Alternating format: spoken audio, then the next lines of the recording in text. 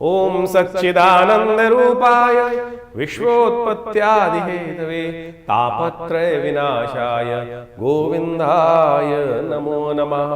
कृष्णाय वासुदेवाय हरये परमात्मने प्रणताक्लेशनाशाय गोविंदाय नमो नमः। नमस्कार, स्वागत है आपका आचार्य वाणी में। मैं आचार्य डॉक्टर विक्रमादित्य आपके साथ हूँ। आज का विषय हम बात करने जा रहे हैं वो है मीन राशि, बृहस्पति प्रधान मीन राशि। और बृहस्पति महाराज सबसे बड़े परिवर्तन की तरफ इस वक्त अग्रसित होते दिखाई दे रहे हैं। जी हाँ, बृहस्पति उच्च के हो चुके हैं, लेकिन उच्च के होने में और ताकत में होने जा रहे हैं। वो हो रहा है बृहस्पति का वक्री।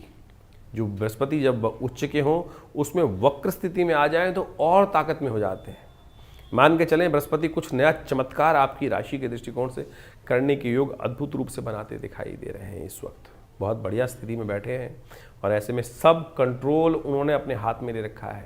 कई प्रकार के ग्रहों की जो नेगेटिव युति है उसको ठीक करने के लिए, चाहे वो शनि, चाहे वो सूर्य, चाहे वो बुध, चाहे वो मंगल, इन सब पर अंकुश कम से कम अभी कुछ दिन के लिए तो बृहस्पति महाराज ने लगाने का योग बना दिया है। अब आप ज्ञान का सहारा लेते हुए कार्य करने का प्रयास करें, जिद का सहारा नहीं। इस बात का ध्यान रख लें, क्योंकि शनि महाराज पर दृष्टि है। शनि आपकी राशि में इस वक्त 7.5 का योग बनाकर बैठे हुए हैं। तो शनि ने बहुत सारी चीज़ों को नेगेटिव करने का रास्ता बना रखा है। देव कृपा से बृहस्पति महाराज का इस वक्त जो परिवर्तन, और नवंबर का महीना परिवर्तनों से भरा हुआ है। इस समय विशेष तौर पर नवंबर के मध्यकाल की यदि हम बात करें तो बृहस्पति परिवर्तन की तरफ जाएंगे, वक्री हो जाएंगे, बुध अस्त हो जाएंगे, मंगल अस्त चल रहे हैं, शुक्र भी कहीं ना कहीं बहुत बड़ा परिवर्तन करने का योग बनाते दिखाई दे रहे हैं। तो ये समस्त ग्रह जो परिवर्तन की स्थिति उत्पन्न करते दिखाई, सूर्य का सबसे बड़ा परिवर्तन होने का योग बन रहा है। नवंबर के मध्यकाल में जो सूर्य परिवर्तन की तरफ जा रहे हैं, ये भाग्य में आपकी राशि में जाकर भाग्य से कुछ ना कुछ महत्वपूर्ण योग बनाते दिखाई दे रहे हैं। लेकिन राह ठीक पकड़नी पड़ेगी। गलत राह पे गए ना तो फिर फंस जाओगे। चाहे छोटे हो, चाहे बड़े हो, चाहे स्त्री हो, चाहे पुरुष हो, वो कौन सी राह है जो आपको लाभ देने का रास्ता बनाने वाली है, वो सारी बातें हम आपको बताएंगे। सबसे पहले बात करते हैं विशेष तौर पर मीन राशि वालों के लिए 11 नवंबर की। मीन राशि वालों 11 नवंबर के दिन पंचांग जान लीजिए। सबसे पहले मंगलवार का अवसर है, सप्तमी तिथि विद्यमान है, मार्गशीर्ष के महीने की सप्तमी, कृष्ण पक्ष सप्तमी है। इस दिन चंद्रमा स्वग्रही होकर बृहस्पति के उच्च बृहस्पति के साथ योग बना रहे हैं, जिसको राजयोग बोला जाता है। और आपकी राशि के दृष्टिकोण से ये राजयोग जो है विजय का योग आपकी राशि में बनाता दिखाई दे रहा है। अब आप चलो ना तो आपकी गलती है। ग्रह आपके लिए मौसम जो है बिल्कुल ठीक बना रहे हैं। अब आप सोते रहोगे तो कुछ नहीं प्राप्त कर पाओगे, क्योंकि मंगल अस्त है, भाग्य में बैठा हुआ, और साथ साथ बुध भी अब अस्त होने जा रहा है वक्र स्थिति में होने के बाद। तो क्या हो रहा है, आप थोड़े से अपने आप को कहीं अंडर एस्टिमेट करते हुए चल रहे हैं। शनि महाराज ने बुद्धि पे कहीं ना कहीं अंकुश लगा रखा है। अरे छोड़ो, कम से कम इस दिन की बात करो, आज की बात करो तो 11 तारीख का दिन तो बहुत शुभ है आपके लिए। ध्यान रखना, बृहस्पति इस दिन भद्रा है 11 बज के करीब 38 मिनट तक दिल्ली के पंचांग के अनुसार से। तो उसके बाद नए कार्यों में हाथ डालिएगा, लाभ के योग बढ़िया से बनते दिखाई देंगे। आगे बढ़िए, दिन आपके लिए अच्छा है। मंगलवार है, मंगल अस्त है, क्या करें, हनुमान जी का सुंदरकांड का पाठ कीजिए, करिए, करवाइए, देखिए बिल्कुल चमत्कारिक योग बन सकता है। 12 तारीख की यदि हम बात करें, 12 तारीख बुधवार का दिन, बुध आपकी राशि के दृष्टिकोण से इस वक्त वक्र स्थिति में चल रहे हैं। और बुधवार अष्टमी तिथि, मार्गशीर्ष के महीने की अष्टमी बेहद खास है। ये लोगों को शायद पता नहीं है, इस दिन काल भैरव अष्टमी है। जिन शिव की उपासना करते हैं हम, जिस भावी को मेटने की शक्ति शिव के पास ही है, उनके प्राकट्य का, जी हाँ, उनके शिवलिंग के प्राकट्य का उत्सव है ये। इस दिन राजयोग आपकी राशि में बना हुआ है। आपकी राशि के दृष्टिकोण से सबसे बड़ा परिवर्तन होने जा रहा है कि बृहस्पति महाराज जो है वो वक्री होने जा रहे हैं। सुबह 6:30 पर बृहस्पति वक्री होंगे, और ये आपकी राशि के दृष्टिकोण से बुद्धि भाव में बैठकर भाग्य को भी जबरदस्त एक रास्ता देने के योग बना रहे हैं। अब ज़्यादा टाइम नहीं है बृहस्पति को यहाँ रहने में, बहुत जल्दी फिर वापस हो जाएंगे। 12 वर्ष बाद उच्च के होने का एक नया सूतक पातक उन्होंने उत्पन्न किया है। तो इस समय को अच्छे से उपयोग करने का प्रयास। भाग्य जगाओ, भाग्य जागता है खासतौर पर शिव की कृपा से। जिसके जीवन में शिव की कृपा नहीं होती ना, बृहस्पति वक्री हो रहे हैं शिव की कृपा के दिन, महा विशेष तौर पर काल भैरव अष्टमी के दिन। शास्त्र के दृष्टिकोण से शिव रहस्य पुस्तक के अंदर इस दिन का महत्व शास्त्र में वर्णित है। वो आप यदि जान लेंगे ना तो चमत्कार उत्पन्न करने का स्वयं योग बना लेंगे। काल भैरव अष्टमी, ये मार्गशीर्ष मास के कृष्ण पक्ष की अष्टमी को ये तिथि जो आती है बहुत विशेष तिथि है। और शास्त्र के दृष्टिकोण से इसका महात्मा आपको समझ लेना चाहिए। आज कालांतर में लोग भूल चुके हैं। आप मंदिर में जाते हैं, समस्त तीर्थों में जाते हैं, वहाँ भगवान शिव के की जो उपासना की जाती है पिंडात्मक तौर पे की जाती है, शिवलिंग के रूप में की जाती है। शास्त्र के दृष्टिकोण से यदि हम कथा का श्रवण करें तो इस काल भैरव अष्टमी से ही भगवान शिव का शिवलिंग के रूप में, ज्योतिर्लिंग के रूप में पूजन आरंभ हुआ है। ये शास्त्र में बड़ा अद्भुत रूप से कथाएं वर्णित है। हमारे हर चीज की उत्पत्ति कारण है, किस प्रकार से आरंभ हुआ, एकेश्वरवाद का प्रतीक है ये शिवलिंग, कुछ और नहीं। लोगों ने लिंग को पता नहीं कहां से कैसे कैसे इंटरप्रेट करने का प्रयास किया है, हमारी संस्कृति का मजाक उड़ाने का प्रयास किया है। लेकिन आप ये समझें, जो ये शिवलिंग है ये वास्तविक तौर पर चिन्ह के मात्र है।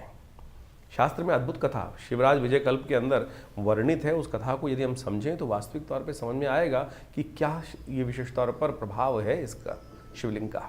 और काल भैरव अष्टमी के दिन से ही शिवलिंग के रूप में आराधना, ज्योतिर्लिंग के रूप में भगवान की सुंदर आराधना करने का, उस पूजन करने का सुंदर विधान शास्त्र में वर्णित आरंभ किया गया है। कहा जाता है कि एक बार भगवान ब्रह्मा में और भगवान विष्णु में कई प्रकार से कुछ विवाद उत्पन्न हुए।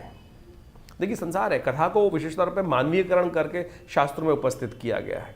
ये मानवीयकरण कथाओं को करने का केवल एक ही सार है कि हमारे मन में वो मानवीकरण करके ही भाव को स्पष्ट किया जा सकता है।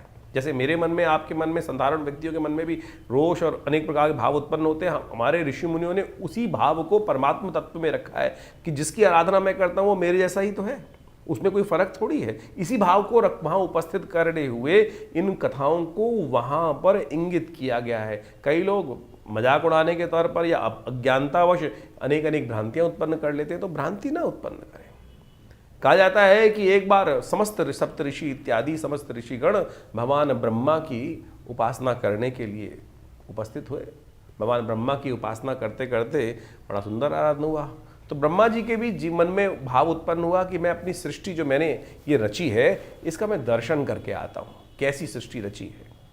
कहा जाता है जैसे आपके मन में भी कई भाव उत्पन्न होता है कि आपने मकान बनाया है, एक मकान, दो मकान बना लिए, या कुछ और चीज़ आपने कोई खेत अच्छे से बनाया हुआ है, तो आप जाके मन के देख के आते हैं, अरे मैंने मेहनत करी है, उसका प्रभाव कितना बढ़िया फसल हो रही है, कैसे हो रही है। या किसी के 10-15 मकान है, बंगले हैं, वो जाके घुमाता है कुछ कहीं भी जगह पे। तो ऐसे ही ब्रह्मा जी घूमने निकले और जहाँ जहाँ ब्रह्मा जी गए, कहा जाता है कि वहाँ सब ने खड़े होके कि संसार की रचयिता भगवान ब्रह्मा आए हैं, उनकी आराधना, स्वस्ति वाचन, मंत्र, सबसे सुंदर रूप से स्वागत है। और बड़े विचित्र भाव है कि जैसे नेताजी जगह जगह जाते हैं तो नेताजी का स्वागत होता है, राजा का स्वागत होता है, तो राजा का अभिमान भी बढ़ जाता है कई बार। अरे कि मेरी इतनी ताकत हो गई कि मैंने ये भी रख लिया, ये भी रच लिया, ये भी रच लिया, ये भी मेरा है, ये भी मेरा है, तो ये सब संसार में मैं ही सब कुछ हूँ। तो ऐसा ही ब्रह्मा जी के मन में भी ये भाव उत्पन्न हुआ। शास्त्र में कहा जाता है कि अरे ये सुंदर चीज़ रखनी है। तो कहा जाता है भ्रमण करते करते सब जगह जहाँ सम्मान हो रहा था वहाँ विष्णु लोक को भी पहुँचे, जहाँ भगवान विष्णु क्षीर सागर में शेषशैया पर विश्राम कर रहे थे। तो कहा गया कि भगवान विश्राम में थे, जो शेषशैया पर योग निद्रा में थे। तो ब्रह्मा जी ने कहा कि उठो। ब्रह्मा जी को बड़ा विचित्र लगा कि भगवान विष्णु उठे नहीं। तो भगवान विष्णु को उन्होंने कहा पुत्र, पुत्र करके संबोधित किया, उठो कि यहाँ जगत पिता आए हैं, तुम्हारे पिता आए हैं। तो भगवान विष्णु को बड़ा विचित्र वो शब्द लगा कि अरे मेरा पिता कौन हुआ। उन्होंने कहा ब्रह्मा जी आप तो मेरे नाभि कमल से उत्पन्न हुए हैं। विवाद बड़ा, सप्तऋषियों को बुलाया गया, समस्त बड़े बड़े जितने भी विद्वान लोग थे, ऋषिगण सब उपस्थित हुए, वेदों को बुलाया गया, बताएं कि कौन बड़े हैं हम दोनों में से। कोई निर्णय किसी के समक्ष दे नहीं पाए। कहा जाता है कि जब निर्णय नहीं हो पाया तो युद्ध हो, युद्ध में ही जो जीते वही बड़ा माना जाएगा, श्रेष्ठ माना जाएगा। अब विवाद बढ़ता चला जा रहा था। कहा जाता है जैसे ही दोनों पराशक्ति आपस में युद्ध के लिए सामने आई, ऐसे ही एक ज्योतिर्लिंग स्वरूप स्तंभ जमीन से लेकर उस आकाश मार्ग तक, उस आकाश मार्ग में उपस्थित हो गया। दोनों के मुख से एक साथ निकला, ये क्या? भविष्यवाणी हुई, आकाशवाणी जो थी वह कही गई कि तुम्हें भी नहीं पता, तुम्हें भी नहीं पता, जो इसका था और जो इसका ऊपर का जो सिरा है वो ढूंढ के आ जाएगा, पता लगाया जाएगा कि क्या है ये, तो उसके बाद वही बड़ा माना जाएगा। कहा जाता है भगवान ब्रह्मा बगुला बनकर ऊपर उड़े, भगवान विष्णु वराह बनकर धरा के नीचे गए ढूंढने के लिए। कालांतर में बहुत लंबे समय तक भगवान विष्णु आकर ऊपर विराजमान हो गए। वापस जब थक गए, पता ना लगा पाए, ब्रह्मा जी ऊपर उड़ रहे थे। ब्रह्मा जी ने ऊपर उड़ते उड़ते, कहा जाता है कि केतकी का एक पुष्प वहां से नीचे उड़ता हुआ आ रहा था। भगवान ब्रह्मा ने बगुले चोंच के रूप में रख लिया और कहा कि तुमको मेरी गवाही देनी है। ब्रह्मा पंचमुख कहे जाते थे उस वक्त, और वहीं वापस जहाँ ये विवाद शुरू हुआ था वहीं उपस्थित हुए। विष्णु जी पहले से उपस्थित थे। भगवान विष्णु जी से पूछा गया कि आप पता लगाया है? भगवान विष्णु जी कहा नहीं, मैं पता लगा नहीं पाया, कहाँ, इसकी थाह कितनी गहरी है। ब्रह्मा जी से कहा गया आप पता कराए, तो ब्रह्मा जी ने एक मुख से कहा हाँ, और ये गवाह के रूप में केतकी को लाया, ये पुष्प लाया। कहा जाता है कि वो ज्योतिर्लिंग फटा, उसमें से भगवान शिव त्रिशूल लेके उपस्थित हुए, और ब्रह्मा का वो जो सिर था, ब्रह्मा जी का एक सिर, पंचमुखी जो ब्रह्मा कहे जाते थे, उनका एक सिर छेदन कर दिया गया कि जगत पिता होकर मिथ्या भाषण करते हो। और भगवान विष्णु को बड़ा मान लिया गया कथा के माध्यम से।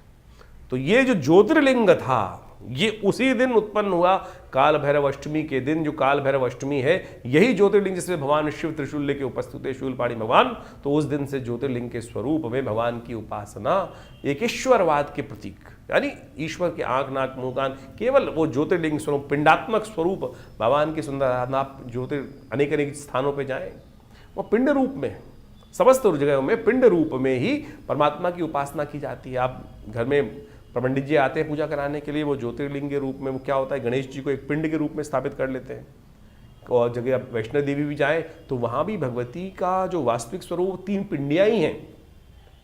तो ईश्वर पिंडात्मक तौर पर एक ईश्वरवाद के प्रतीक में रूप में वहाँ उपस्थित किए गए हैं। इस भाव को समझें। कथा तो बहुत लंबी है, कभी आगे समझाएंगे इसको, कि जब ब्रह्मा जी का गर्दन जो एक सिर कटा, उसका क्या हुआ।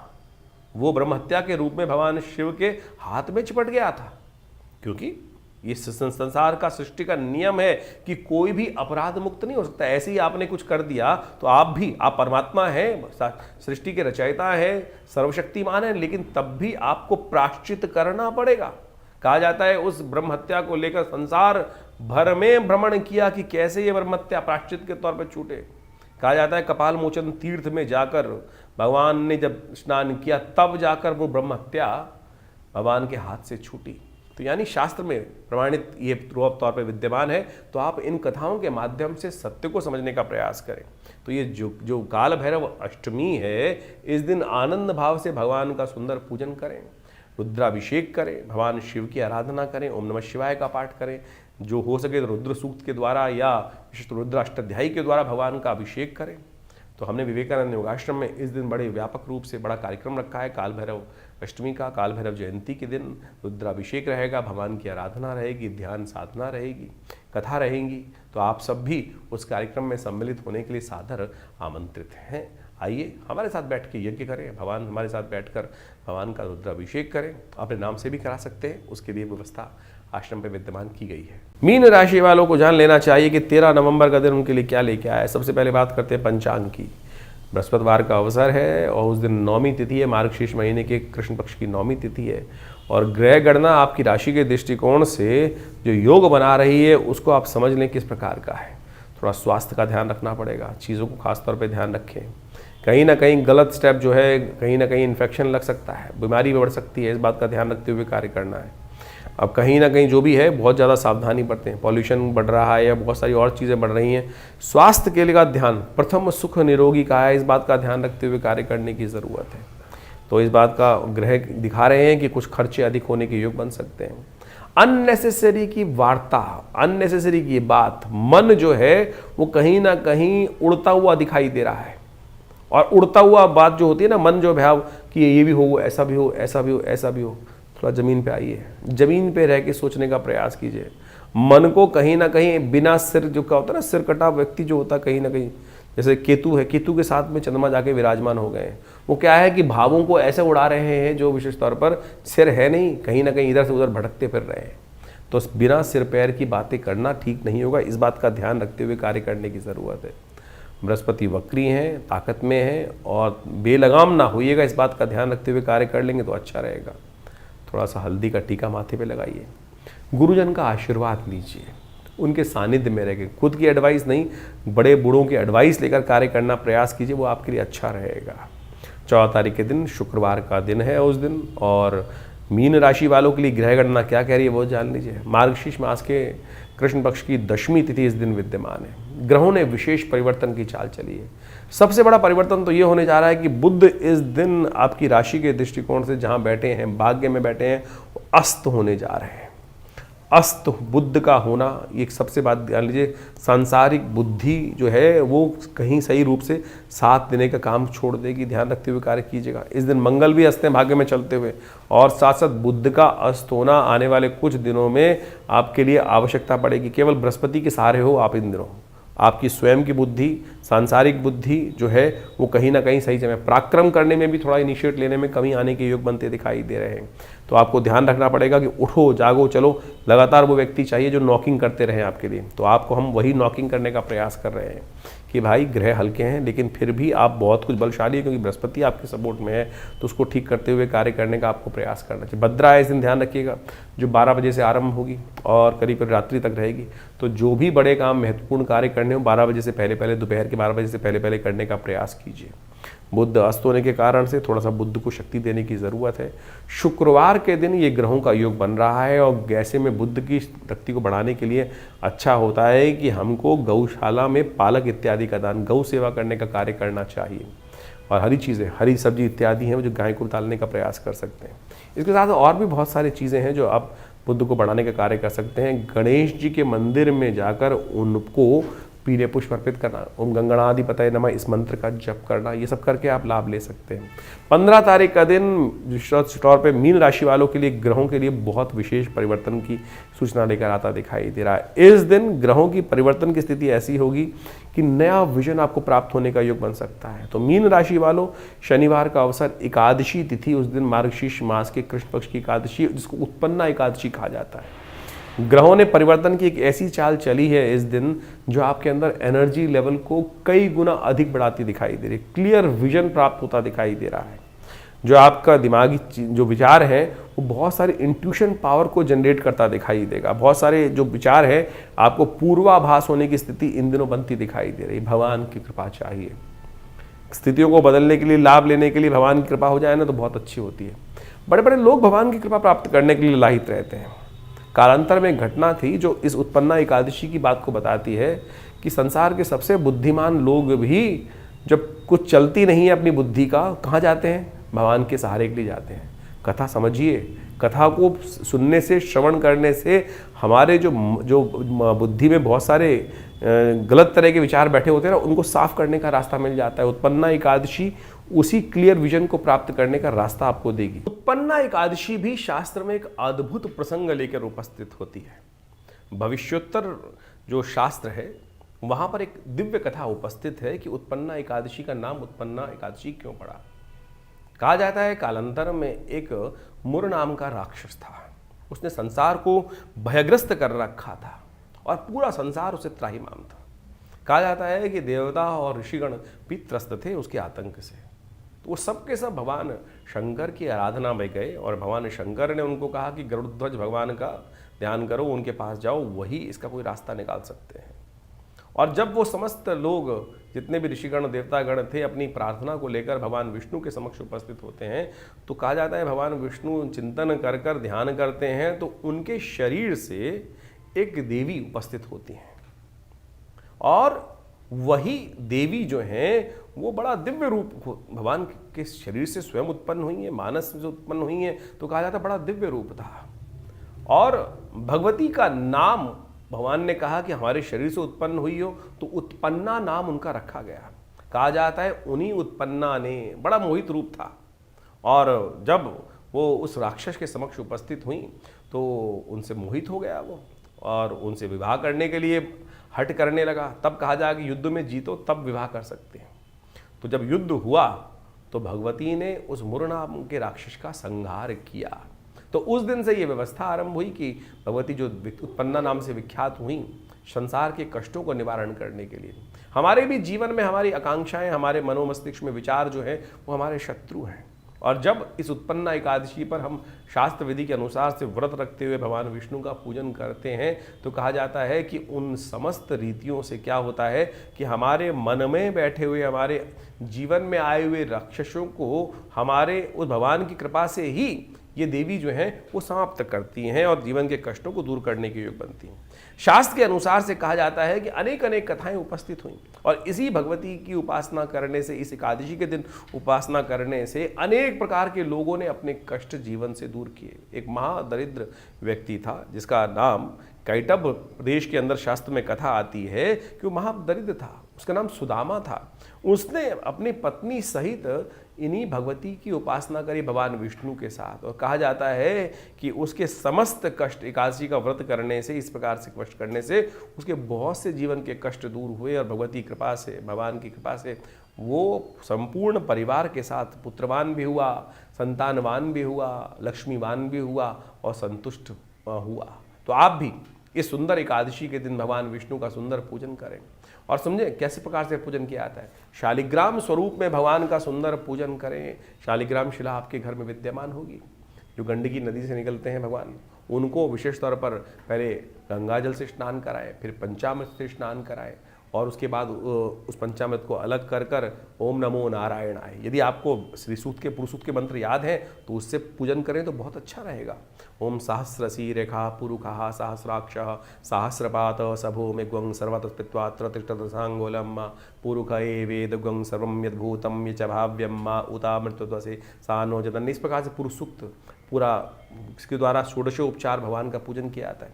यदि नहीं मंत्र याद है तो ओम नमो नारायणाय, ये इसी मंत्र का उच्चारण करते हुए इसी से भगवान को स्नान कराएं, इसी से भगवान को तुलसी दल अर्पित करें, भगवान का को भोग लगाएं और इसी प्रकार से भगवान का पूजन, और काली पूजन नहीं, दिन भर हो सके जितना ओम नमो नारायणाय इस मंत्र का जप करें।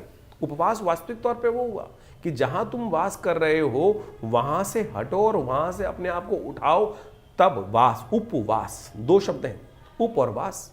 तो जब वास को उठाओ के उस परमात्मा के सानिध्य में रखोगे तब वो उपवास हुआ। केवल भूखा मरना कि ये नहीं खाऊंगा, चावल नहीं खाऊंगा, उस दिन ये नहीं करूंगा, रसोई बंद कर दूंगा, वो उपवास थोड़ी हुआ, तो भूख हड़ताल हुई। तो भूख हड़ताल करना केवल भगवान की से नहीं मिलने वाले। तो आप मान के चले, मैं एक छोटा सा उदाहरण आप समझाता हूँ आपके समक्ष में। आपका बच्चा सुबह से लेकर शाम तक उसने कोई जिद पकड़ रखी हो कि साइकिल दिलवाओ, मोटरसाइकिल दिलवाओ, कार दिलवाओ, तभी खाना खाऊंगा। तो क्या आप मुझे बताओ, आप उसकी इच्छा तो पूरी कर दोगे, लेकिन क्या मन से प्रसन्न होगे? मन से प्रसन्न नहीं होगे ना। मन में ये भाव रहेगा अरे खाना नहीं खा रहा है, ये नहीं है कि पैसा खर्च होगा, मन में ये भाव रहेगा कि अरे खाना नहीं खा रहा है। आपका खून जितना जल रहा होगा, मन जितना त्रास में होगा, तो परमात्मा हम सबका पिता है। केवल हम भूख हड़ताल करके बैठ जाएं और कहें कि भैया मेरी जिद पूरी कर दो, तो ऐसे नहीं जिद पूरी होती है। ऐसा तप, ये तप नहीं है। तप ये इस बात का ध्यान रखें, सात्विकता को अपनाना, सतत्व को अपनाना, सात्विक दिनचर्या करना, परमात्मा का मंत्र का स्मरण करना, स्तवन करना, ध्यान करना, जप करना, ये व्रत हो सकता है। लेकिन भूख हड़ताल केवल करके बैठ जाओ और फिर कहो कि हम तो पता नहीं बरसों से भूख हड़ताल करके व्रत करते हैं, ये व्रत नहीं हुआ, ये तो कुछ और हुआ। तो इस बात का, मंत्र का स्मरण करें, वो सबसे आवश्यक है। तब जाकर परमात्मा कृपा का योग बनता है। तो ये एकादशी, उत्पन्ना एकादशी, समस्त मनोरथों को सिद्ध करने वाली एकादशी है। तो इसको जो शास्त्र में विधान है हमने छोटे रूप में आपके समक्ष उपस्थित किया है। इस उत्पन्ना एकादशी के दिन सुंदर रूप से जो भी भगवान की सुंदर आराधना कर कर भगवान का पूजन करते हैं, चरणामृत ग्रहण करते हैं, तो उनके समस्त मनोरथ सिद्ध होने के योग बन जाते हैं। तो ये उत्पन्ना एकादशी बेहद खास योग लेके आई है आपकी राशि के दृष्टिकोण से। मीन राशि वालों के दृष्टिकोण, शनि की 7.5 आपको चल रही है। तो इन समस्त पूजन की जो विधि हमने बताई है, इसमें एक काम कीजिएगा, भगवान विष्णु का जो अभिषेक करें उसमें तिल जरूर प्रयोग कीजिएगा। काले तिलों से भगवान का अभिषेक करने का प्रयास करें, काले तिलों का दान करने का प्रयास करें। काले तिल से ही ओम नमो नारायणाय इस मंत्र का जप कर दी। शनिवार के दिन एकादशी का योग है। शनि आपकी 7.5 कर रहे हैं और इस समय ये तिल का उपयोग करते हुए यदि जो उपाय कर लें तो आपके लिए शनि की 7.5 का भी नेगेटिव प्रभाव ठीक करने का रास्ता बनेगा। तिल का दान, कहीं यज्ञ हो रहा हो तो वहाँ तिल अपने द्वारा भिजवा दीजिए, इससे बहुत बढ़िया लाभ प्राप्ति के योग बनेंगे।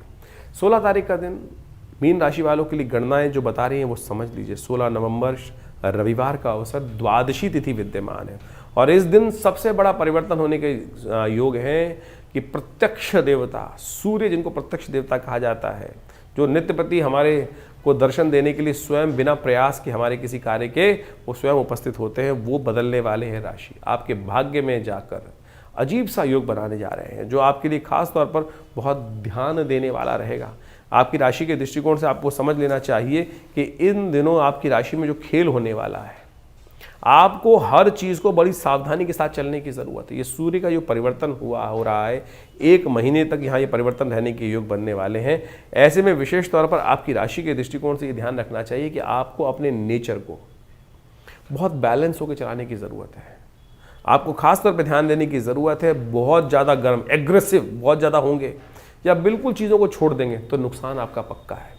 बैलेंस होके चलिएगा, बैलेंस, चीज़ों को, हर चीज़ को बैलेंस। भाग्य में चले गए हैं सूर्य महाराज, वहाँ मंगल पहले से विराजमान है, मंगल अस्त स्थिति में कर दिए हैं सूर्य ने जाकर, बुध को भी अस्त करने के योग बना दिए हैं, और साथ साथ इस प्रकार का योग बनाकर बहुत ज़्यादा बैलेंस होकर चलिएगा। एकदम कहीं किसी पर गुस्सा आया और सामने कुछ भी मुख से निकल गया, हटाओ भागाओ, ये करो वो करो, ऐसी चीज़, किसी मालिक से लड़ पड़े, किसी ग्राहक से लड़ पड़े, किसी पुलिस वाले से लड़ पड़े, ऐसे योग आपकी राशि में बनते दिखाई दे रहे हैं।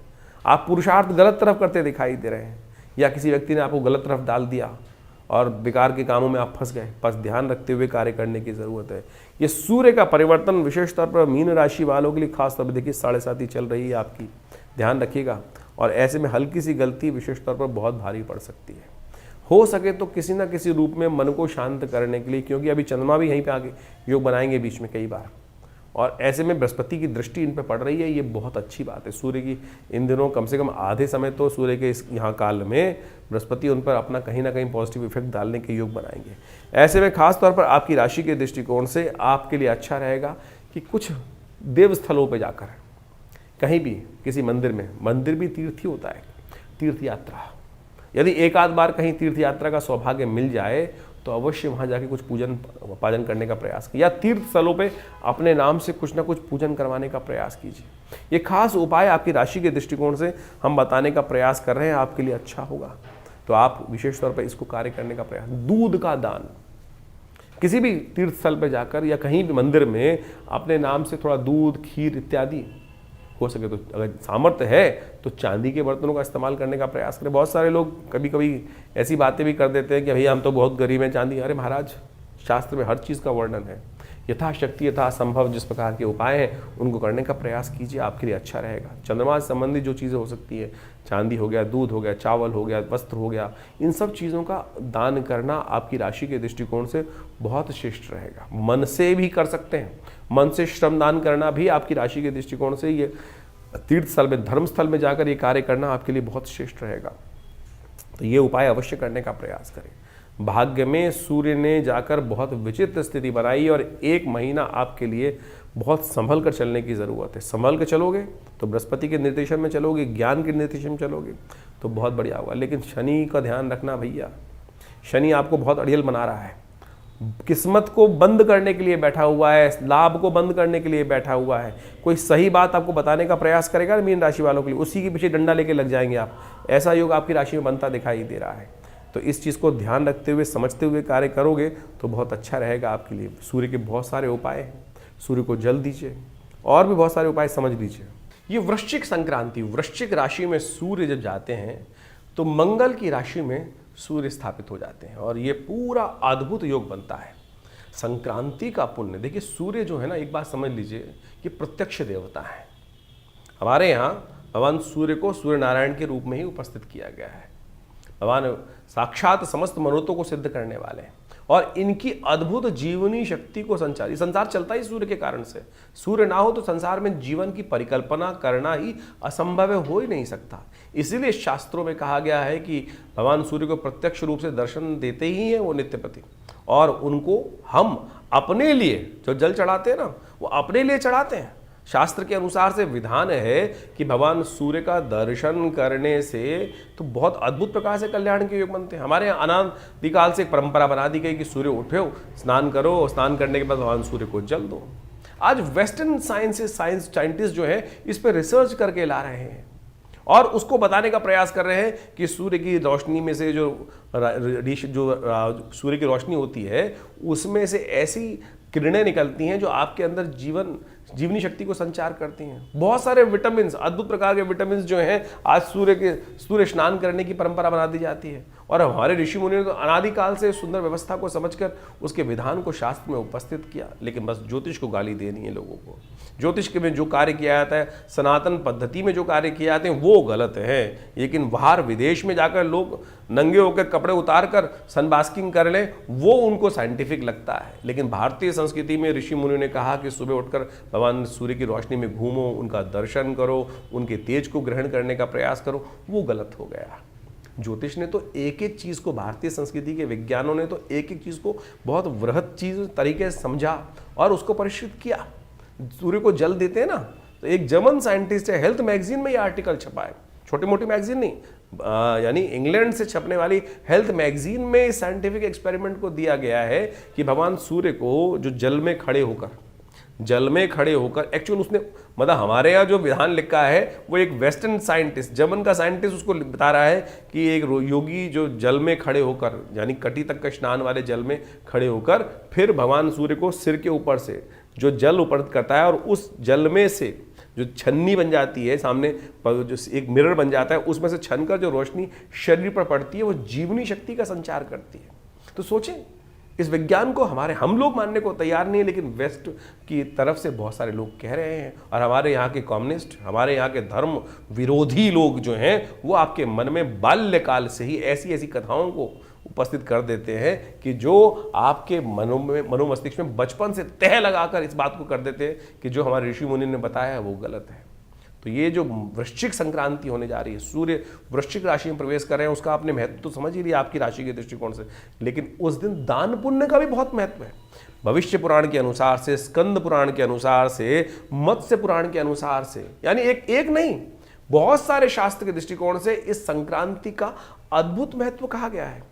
कहा जाता है कि वृश्चिक संक्रांति के दिन व्रत करना चाहिए और व्रत का सुंदर रूप से पूजन करने के बाद जब व्रत तोड़ें तो कहा जाता है कि उस मास में व्रत तोड़ते वक्त तुलसी दल का सेवन करना चाहिए। तुलसी दल का सेवन करके 3 पत्ते तुलसी के लेकर उसका भक्षण कर फिर पहले उसको करने के बाद फिर व्रत तोड़ना चाहिए। शास्त्र के दृष्टिकोण से कहा गया कि इस संक्रांति के दिन, वैसे तो कई बार संक्रांति रात में पड़ जाती है, इस बार तो संक्रांति का जो पुण्य है दिन में ही रहे, क्योंकि करीब करीब दोपहर को 1:30 बजे के आसपास सूर्य परिवर्तन की तरफ जा रहे हैं। तो उस दिन कोशिश ये करें आप अन्न का दान, चावल का दान, उड़द का दान, इस मकर जो विशेष तौर पर वृश्चिक संक्रांति इस दिन करने से बहुत सारे कष्ट दूर हो जाते हैं। और कहा जाता है कि किसी तीर्थ में जाकर संक्रांति के दिन जो व्यक्ति कोई दान करता है तो उसका साधारण दान से जाता सहस्त्र गुना अधिक फल प्राप्त होने के योग बन जाते हैं। इस दिन शास्त्र के अनुसार से गुड़ का दान करना भी बड़ा श्रेष्ठ माना जाता है। तांबे के पात्र के अंदर, तांबे के लोटे में जिसमें छेद ना हो, उसमें अन्न सतनाजा भरकर या गेहूं चावल इत्यादि भरकर अपनी श्रद्धा के अनुसार से आपको अवश्य दान करने का प्रयास करना चाहिए। और कहा जाता है कि संपूर्ण रूप से इस पूरे महीने में भगवान का जल अवश्य दे, भगवान सूर्य को अर्घ अवश्य दे, क्योंकि कारण क्या है, सर्दियां आरंभ हो जाती हैं। जब वृश्चिक संक्रांति सर्दियां आरंभ हो जाती हैं और सर्दियों में क्या होता है, लोग कपड़े पहनते हैं, नहाते। पहले जमाने में तो बहुत सारे लोग, आज भी गाँव के अंदर जाओ, बहुत सारे, मैं कह रहा हूँ शहर के अंदर जाके देखो तो बहुत सारे लोग स्नान करते हैं। आज नहीं, रात को मैंने तो ऐसे लोग देखे, कुछ जो इंडस्ट्रियलिस्ट बड़े बड़े लोग, पैसे वाले लोग हैं, दिन भर स्नान ही नहीं कर रहे हैं। अरे भाग्य से आपको पैसा मिल गया, सब कुछ हो गया, तो आप उस पद्धति को ही भूल गए, भगवान की कृपा को ही भूल गए और शाम को जाके स्नान करते हैं। ना पूजा ना पाठ।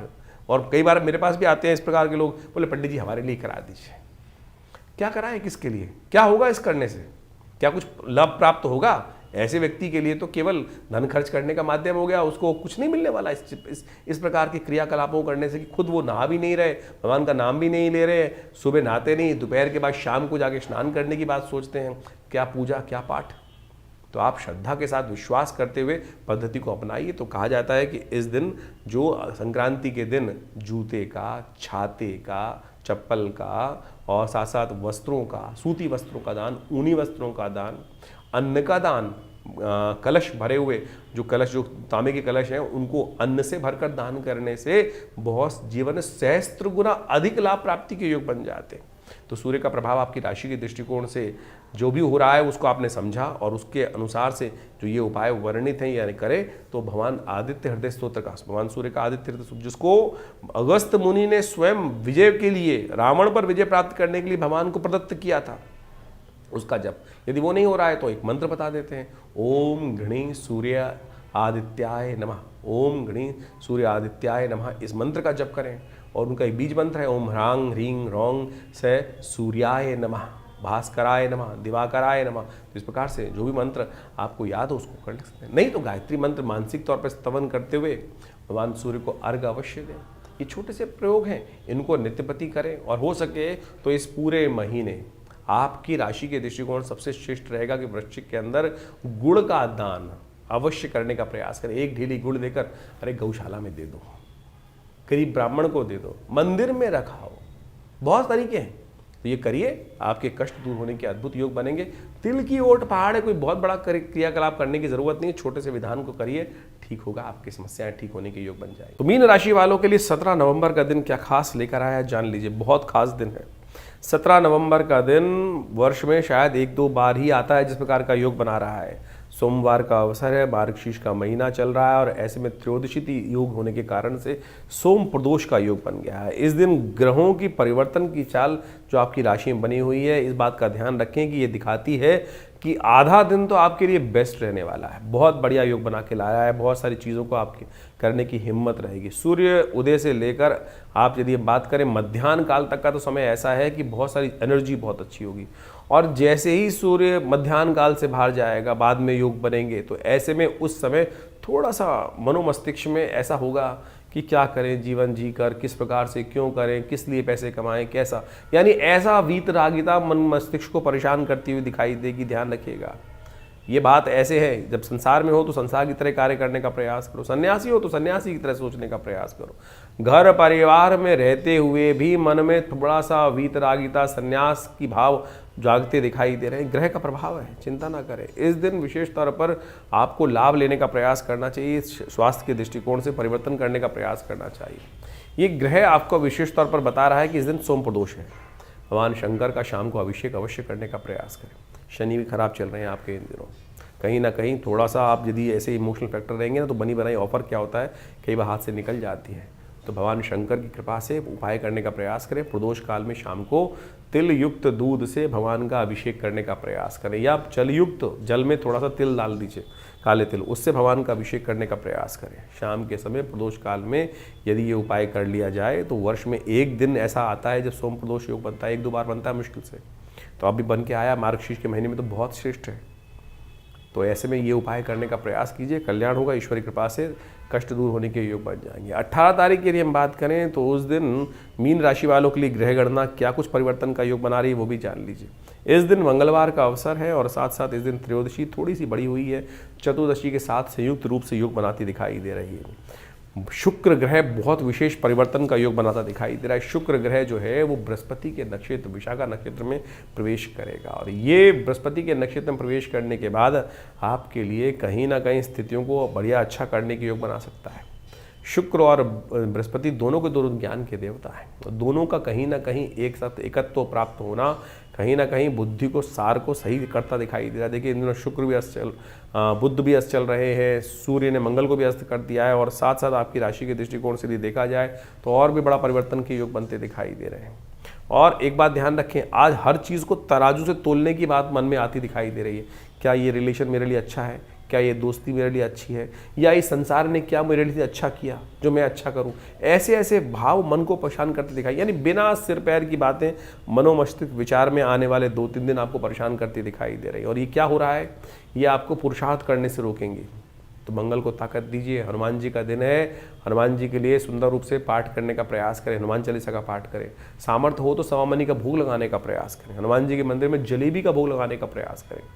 इसी ग्रह के कारण से हमने, क्योंकि मंगल का नेगेटिव प्रभाव चल रहा है और ये करीब 3-4 महीने चलना है आने वाले टाइम में, हमने अपने आश्रम पे हर मंगलवार पे सुंदरकांड की व्यवस्था करी है। आप भी उसमें सम्मिलित हो सकते हैं, कोई पैसा खर्च नहीं होता। मंगलवार के दिन शाम को आश्रम पे आ जाइए, सुंदरकांड का पाठ रहेगा, आनंद भाव से उसमें बैठिए, सवामनी का भोग भी रहेगा। हनुमान जी को स्वयं अपने हाथ से चोला चढ़ाइए, सिद्ध मूर्ति हनुमान जी की, जो भी आके उनको चोला चढ़ाते हैं भगवान उन पर साक्षात कृपा करने के योग बनाते हैं। किसी की शादी नहीं हो रही थी, हमने कहा भाई योग देखकर भैया ये उपाय कर लो। 3 मंगलवार ये उपाय किया था, उससे पहले पहले मनोकामना सिद्धि का रास्ता बनने के योग बन गए। देखिए ये सुंदर चमत्कारिक प्रभाव है। हमारी टेस्टिमनी हमने आपके समक्ष उपस्थित करी, तो इतनी सिद्ध मूर्ति हनुमान जी का ध्यान रखते हुए कार्य करें। भद्रा है, इस दिन ध्यान रखिएगा, सुबह 7:12 से आरंभ होगी और रात के 8:30 बजे तक रहेगी। नए कार्यों में हाथ ना डालें, नई चीज़ें ना लें, इस बात का ध्यान रखते हुए कार्य करें तो अच्छा रहेगा। 19 तारीख बुधवार का अवसर, चतुर्दशी तिथि विद्यमान है और मार्गशीर्ष महीने की चतुर्दशी कृष्ण पक्ष की है। ऐसे में ग्रहों का परिवर्तन का योग भी बन रहा है। मंगल महाराज बुध के नक्षत्र में प्रवेश कर रहे हैं और ऐसे में मंगल का बुध के नक्षत्र में दोनों ग्रह अस्त स्थिति में बैठे हुए योग बना रहे हैं। तो कहीं ना कहीं 2 नेगेटिव जो स्थितियां हैं ग्रहों की, वो कहीं ना कहीं आपको थोड़ा सा पॉजिटिव करने की रास्ता बना सकते हैं बुध के साथ में। ऐसे में गणेश जी का सुंदर स्तवन करना आपके लिए, बुधवार का दिवस है, गणेश जी को पीले पुष्प चढ़ाएं, गणेश जी का स्तवन करने का प्रयास करें। हो सके तो गणेश जी को थोड़ा सिंदूर अर्पित करने का प्रयास कीजिए, आपकी राशि के दृष्टिकोण से बड़ा अच्छा रहेगा। ग्रहों का प्रभाव तो आपने समझ लिया।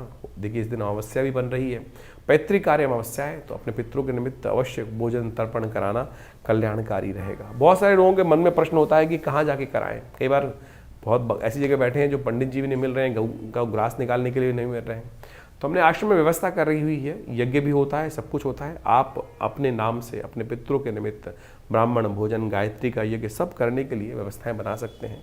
उसके लिए फ़ोन नंबर स्क्रीन पर चल रहे हैं, संपर्क साध सकते हैं। 20 तारीख का दिन बृहस्पतिवार का अवसर है। उस दिन ग्रह गणनाओं के अनुसार से पंचांग समझ लीजिए, अमावस्या तिथि है, मार्गशीर्ष की अमावस्या, जिस अमावस्या का बहुत महत्व है। कहा जाता है कि इस महत्व अमावस्या में कुछ खास कार्य कर लिए जाएं तो बहुत सारे रुके हुए कार्य गति प्राप्त कर लेते हैं। इस दिन चंद्रमा नीच के होने जा रहे हैं, चंद्रमा कमजोर होने जा रहे हैं और चतुर्ग्रही योग आपकी राशि में बनकर तैयार हो रहा है।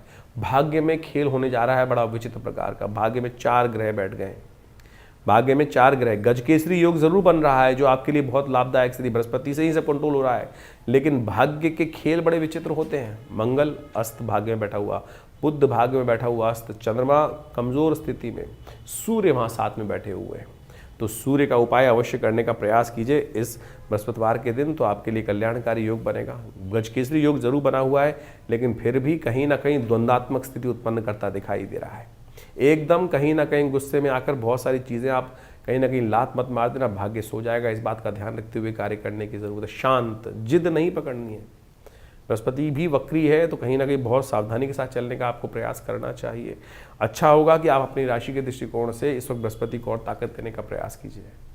ब्राह्मणों की सेवा, केले, पीली चीज़ों का दान करना आपके लिए अच्छा रहेगा। ये मार्गशीर्ष का महीना जब से आरंभ हुआ है, ये सब वैसे तो सबसे श्रेष्ठ महीना बोला जाता है, भगवान कृष्ण का प्रियतम मास बोला जाता है और कहा जाता है इस श्रेष्ठ मास के अंदर भगवान कृष्ण की सुंदर आराधना, उनके नाम का जप, पीले वस्त्र भगवान को अर्पित करना, ओम दामोदराय नमः इस मंत्र का जप करना, ओम नमो नारायणाय इस मंत्र का जप करना समस्त जीवन के कष्टों को दूर कर देता है। देखिए एक बात समझ लीजिए, हम विज्ञान, ज्योतिष विज्ञान के माध्यम से विभिन्न प्रकार के उपाय करने का प्रयास करते हैं और अनेक चीजों को जानने का प्रयास करते हैं। ये कैसा होगा, वो कैसा होगा, ऐसा होगा या वैसा होगा, या अनेक गणनाओं के माध्यम से करते हैं और निदान उपाय भी बहुत सारे जानने का प्रयास करते हैं। बहुत अलग अलग प्रकार के उपाय बताए जाते हैं। सीधा साधा सबसे श्रेष्ठ उपाय तो हरिनाम का संकीर्तन ही है। हरिनाम का स्मरण, ओम नमो भगवते वासुदेवाय, ओम नमो नारायणाय, जैसा भी हो सके यदि उनको जप करके कार्य कर ले तो बहुत श्रेष्ठ प्रकार से आपके जीवन की समस्याओं को दूर करने के योग बन जाता है। उपाय जो वास्तविक तौर पर निदान है, उपाय जो है निदान के रूप में जाने जाते हैं और वो वर्णित हैं ज्योतिष विज्ञान के अंतर्गत ही। पुराण इत्यादि जो वास्तविक तौर पे कथाओं के माध्यम से हमारे शास्त्रों में विद्यमान किए गए हैं, ये सारे के सारे उन कथाओं को केवल कथा ना समझें, ये वास्तविक तौर पे वो टेस्टिमनीज हैं। वो टेस्टिमनीज है कि जिसके जीवन में ऐसा कष्ट आया और उन्होंने क्या किया, किस प्रकार से कौन सा व्रत किया, कौन सा मंत्र का जप किया, जो शास्त्र में पुराणों में वर्णित कथा के माध्यम से कर दिया गया और उस व्यक्ति ने उस फला मंत्र को, फला व्रत को करने से अपने जीवन के कष्ट दूर किए, तो एक टेस्टिमनी होगी। आज बहुत सारे लोग तथाकथित तौर पर अनेक अनेक भ्रांति उत्पन्न करने का प्रयास करते हैं। अभी सत्यनारायण कथा पर कितनी बड़ी कुछ लोगों ने व्यंग्यात्मक तौर पे ऐसा ऐसा अपना अपना, आज पॉडकास्ट का जमाना है, लोग अनेक अनेक प्रकार की भ्रांति उत्पन्न करने का प्रयास करते हैं। ऐसी कथा बकवास है, ये नहीं है। अरे वो व्यक्ति की टेस्टिमनी है, वो वास्तविक तौर पे उस वैश्य के जीवन में जो घटा उसने कैसे किया और किस प्रकार से उसके जीवन में चमत्कार हुआ और किस प्रकार से उसने मंत्र जप करके चमत्कार देखा, उसने उसका व्याख्यान वहां उपस्थित किया। आपके जीवन में भी हजारों बार ऐसे चमत्कार उपस्थित हुए होंगे कि एक छोटे से मार्ग पर चलने से आपके जीवन में वही इंगित किया गया ना। तो इसमें किसी व्यक्ति ने क्यों आप भ्रांति उत्पन्न करने का प्रयास करते हैं? आप उतने सत्यनिष्ठ नहीं है, आपके जीवन में उतना चमत्कार आपने नहीं देखा, तो क्या सारे व्यक्ति सत्यनिष्ठ नहीं होंगे? ऐसा कैसे कह सकते हैं आप? श्रद्धा समर्पण का खेल है। और नहीं तो जीवन पर्यंत लाखों रुपए खर्च कर कर कोई नग पहन लो, कोई कुछ उपाय कर लो, कैसा भी कर लो, नहीं कार्य होता है। उस व्यक्ति ने अपनी टेस्टिमनीज में जो शास्त्र में वर्णित कथाएं हैं, ये वही सत्य कथाओं के रूप में इंगित किए गए हैं। तो इसमें भ्रांति न पाले। कैसा भी जो इंगित किया गया है वो घटा है, वो घटा होगा बिल्कुल प्रत्यक्ष रूप से। और शास्त्र झूठ नहीं बोलते, इस बात को हमें समझ लेना चाहिए। शास्त्र में जो बात जिसने जैसा देखा, हरि मूरत जिस प्रकार की जिसको दिखाई जाकी रही भावना जैसी, इस बात को हमको अच्छे से समझ लेना चाहिए। नहीं तो अनेक अनेक प्रकार से लोग आपके मनोमस्तिष्क में इस भ्रांति को उत्पन्न करने का प्रयास करेंगे और आपके विश्वास को तोड़ने का प्रयास करेंगे। विश्वास ही है जो समस्त कष्टों को दूर करने का प्रयास करता है। समस्त जीवन के जो उपाय के रूप में सबसे बड़ी चीज है ना, वो श्रद्धा और विश्वास। भगवान ने यही कहा, श्रद्धा जो आवश्यक है, विश्वास आवश्यक है। इस मार्ग पर चल लो तो बिल्कुल बहुत बढ़िया से आपके समस्त कष्टों का निवारण करने का योग बन जाएगा। रही ज्योतिष की बात, तो ज्योतिष तो काल गणना है।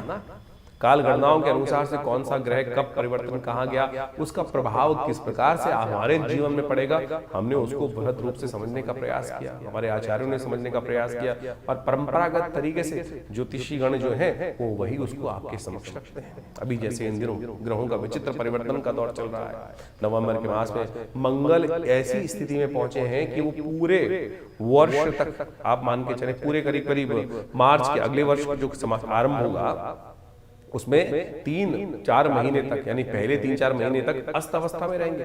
बहुत लंबा काल है। और मंगल का अस्त होना एक तरह से मान लीजिए वो आपके विश्वास को, आपके साहस को कहीं ना कहीं प्रश्न चिन्ह लगाने का प्रयास कर देता है।